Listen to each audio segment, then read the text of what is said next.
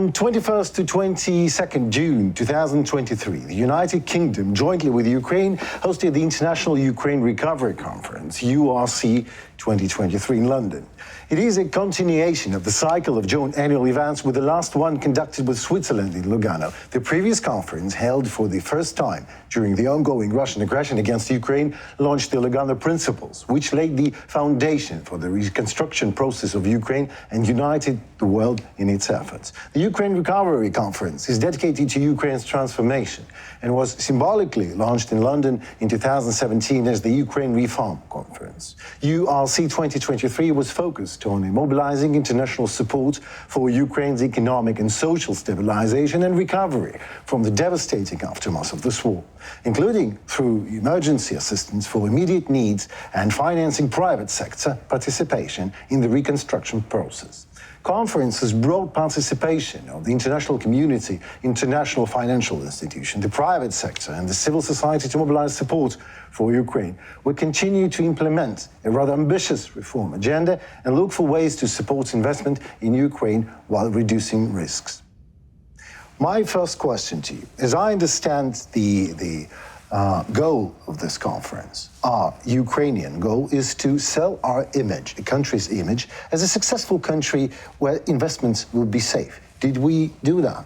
Did we achieve the goal? So, of course, for Ukraine, first of all, our target, just to explain to our partners, that from emotions that we have, that our partners have to support Ukraine, to help Ukraine, we should go to more realistic thinking that Ukraine could be a good example of economy that will be rebuilt from the aggression against Western world, against Western values. Because as Deputy Prime Minister of Canada, Chrystia Freeland, said at the first days of that war in 2022, that there are three examples when the good thing faced with an evil. At first, it was in time of the civil war in the United States between South and North. Then it was in the sky of Britons in 1940 when war between, not West, but at least countries that were opposed to Hitler versus Hitler. And third one is Kiev. This phrase was said at the end of February 2022. That's why I talk about Kiev.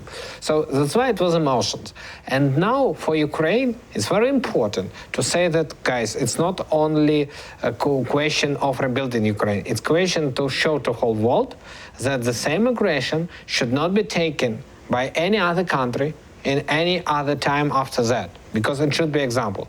Ukraine, of course, tried to say that yes, we can rebuild our economy, but we need partners. We could not do that. That's why our Minister of Infrastructure, Kubrakov, he said that his vision of rebuilding Ukraine, that 50% of all money should be Russian money that's arrested and given to Ukraine, 25% help of our partners, 25% actually Ukrainian local money. So that is the ideology. And now we showing to our partners that we want to have such a formula, and of course Ukraine will do their best to be a good country that could be a very good example of so-called the Marshall Plan 2.0, because a lot of people talking about that. Okay, I read you. But are we doing good so far?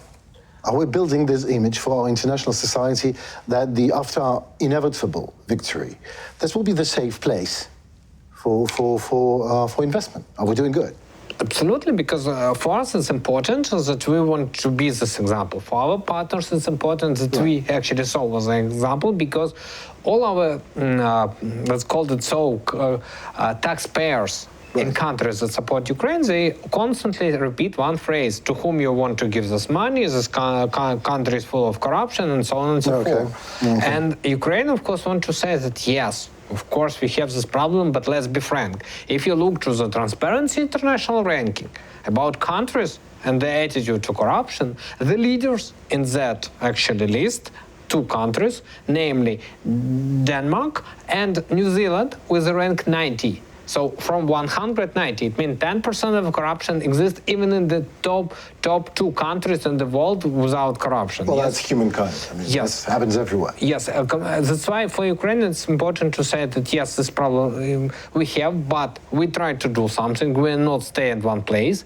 and we expect to see support of our partners not only in rebuilding of Ukraine, but in building a country with less corruption, at least how it possible. So we understand that it's impossible to destroy all corruption, but at least we are moving in that direction. And of course, it will be interesting to whole world to invest money. If the money will be invested, it creates a good investment climate. It will be interesting to work in Ukraine. Furthermore, unfortunately, war gives a new vision of Ukrainian economy, built first of all on production of military weapons. That's why now, in time of war, we have a deal with one of top producers of weapons in the world, the German company Rheinmetall, for building the same facilities with Ukrainian company Ukроборонпром to produce tanks. Because everyone understands that in the Ukrainian field now, they will have the best advertisement as they will be used, not in theory. In praxis. In practice. Okay. It will be a place where in practice we can show. Great. So we are building